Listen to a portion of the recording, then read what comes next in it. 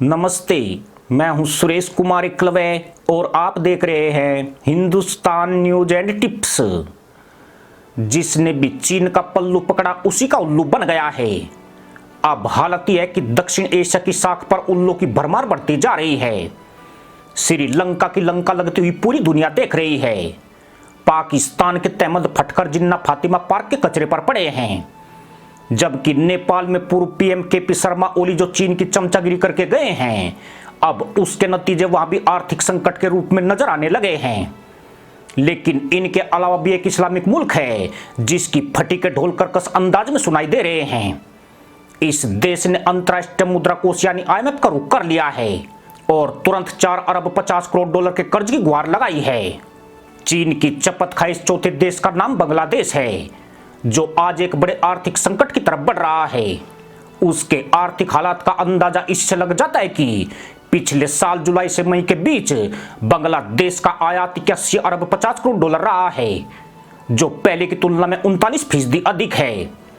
बांग्लादेश का चालू खाता घाटा वर्ष 2021-22 के शुरुआती 11 महीनों में 6 गुना बढ़कर 17 अरब 20 करोड़ डॉलर हो गया है।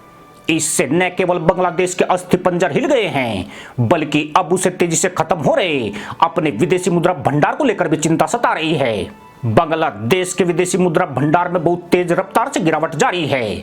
20 जुलाई तक बांग्लादेश का विदेशी मुद्रा भंडार 39 अरब 70 करोड़ डॉलर पर आ अटका है। यही नहीं, जून महीने में बांग्लादेश में महंगाई दर 9 महीने के उच्च स्तर पर पहुंच गई है, जो अब बढ़कर 7.56% हो चुकी है। चीन से तसरी पिटवा चुके यह देश अब आईएमएफ की तरफ दौड़ लगा रहे हैं। इसकी बड़ी वजह यह है कि आईएमएफ को बहुत कम मामूली दर पर ब्याज देना पड़ता है। बांग्लादेश भी आईएमएफ से 4.5 अरब डॉलर की मदद मांग रहा है। पूरी संभावना है कि इस धनराशि में से 1.5 अरब डॉलर पर कोई ब्याज नहीं लगेगा और बाकी धनराशि पर 2% से भी कम ब्याज देना पड़ेगा, जबकि यही देश चीन के चंगुल में फंसकर उसे 4.5 से 7% तक का सूद खुशी खुशी देते रहे हैं। अब बांग्लादेश जिस तरह आईएमएफ की तरफ भागा है, उसका यही मतलब है कि वह भी इन देशों की सूची में शामिल हो गया है जो देश की अर्थव्यवस्था को बचाने के लिए आईएमएफ से कर्ज मांग रहे हैं। इस महीने की शुरुआत में आईएमएफ ने पाकिस्तान को 4 अरब डॉलर का पैकेज देने की सहमति जताई थी। यह पैकेज अगले साल तक पाकिस्तान को दिया जाएगा, लेकिन इसके लिए मदरसा मुल्क को आईएमएफ की शर्तों पर गधैया नृत्य करके दिखाना पड़ेगा। अगर उसका नाच टेढ़ा हुआ तो मामला पूरी तरह खटाई में पड़ सकता है। इसके साथ ही तंजानिया को 1 अरब 5 लाख डॉलर और घाना को 1 अरब 50 करोड़ डॉलर का आर्थिक पैकेज देने के लिए आईएमएफ ने अपनी सहमति जताई है।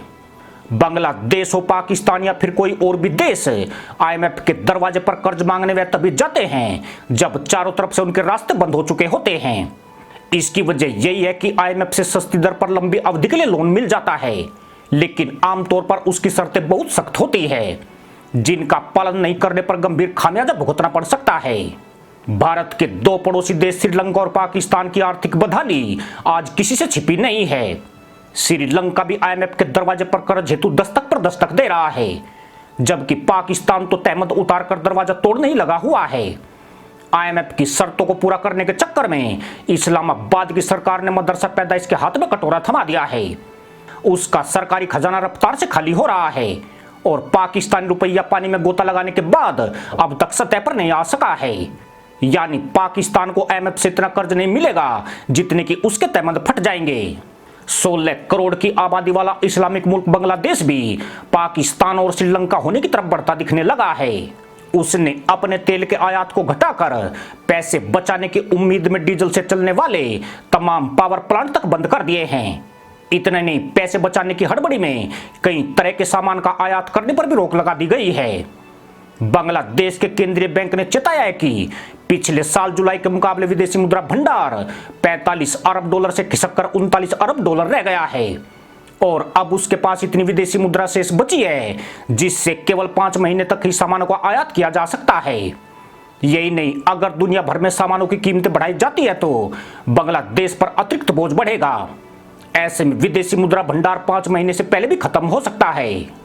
अब जो लोग भारत में सुबह उठकर देर रात तक सरकार को कोसते हैं, उन्हें दुनिया में चल रहे घटना चक्र को भी जानना बहुत जरूरी है, क्योंकि सरकार कोई भी हो सभी यही चाहती है कि वह अपनी जनता को संतुष्ट रख सके और उन्हें जनता का कोप भाजन नहीं बनना पड़े।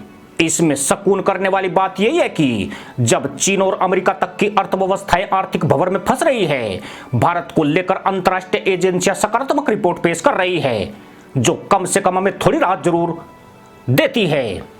इसी के साथ अनुमति दोस्तों, जय जवान, जय किसान, जय हिंद, वंदे मातरम।